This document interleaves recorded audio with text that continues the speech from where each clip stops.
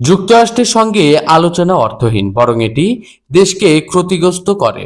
মঙ্গলবার ইরানের সর্বোচ্চ নেতা আয়াতুল্লাহ আলী খামেনি এই মন্তব্য করেছেন। খামেনি বলেন, ইরান উচ্চ পর্যায়ের ইউরেনিয়াম সমৃদ্ধ করছে। ইরান ইউরেনিয়াম সমৃদ্ধ প্রযুক্তিধারী বিশ্বের 10টি দেশের মধ্যে একটি হলেও দেশটি পারমাণবিক অস্ত্র তৈরি করতে চায় না।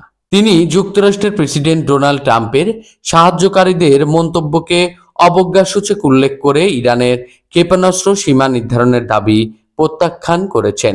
তিনি বলেন, ওয়াশিংটনের সঙ্গে আলোচনার কোনো লাভ নেই, বরং এতে দেশের ক্ষতি হয় এবং কিছু ক্ষতি আছে যা পূরণ করা যায় না।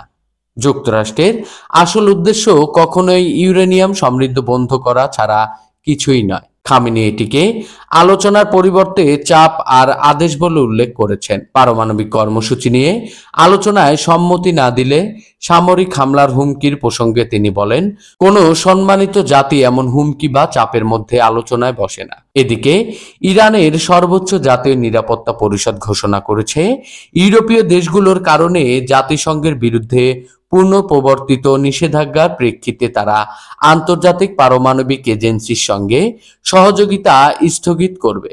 আগামী 28 আগস্ট ব্রিটেন, ফ্রান্স, জার্মানি 2015 সালের পারমাণবিক চুক্তি লঙ্ঘনের দায়ে স্পিনব্যাক ব্যবস্থা চালু করেছে। 27 সেপ্টেম্বরের মধ্যে কোনো সমাধান না হলে নিষেধাজ্ঞা স্বয়ংক্রিয়ভাবে পুনরায় কার্যকর হবে। গত সপ্তাহে জাতিসংঘ নিরাপত্তা পরিষদ স্থায়ীভাবে নিষেধাজ্ঞা তুলে নেওয়ার প্রস্তাব প্রত্যাখ্যান করেছে। ফলে ইরান ও ইউরোপীয় শক্তিগুলোর হাতে সীমিত সময় রয়েছে।